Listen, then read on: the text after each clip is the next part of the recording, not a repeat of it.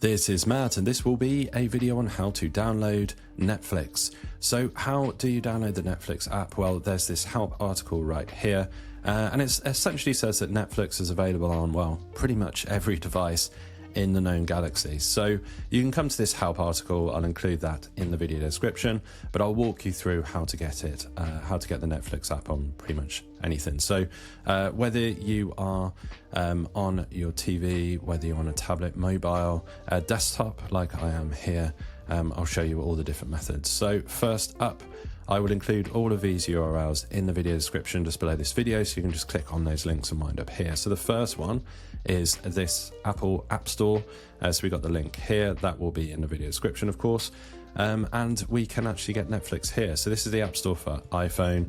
You can hit this drop down here and you can get it for the iPad, the Mac, on TV, so on and so forth. So that's the main App Store, the Apple App Store. Then next up, we have this link here for the Google Play Store.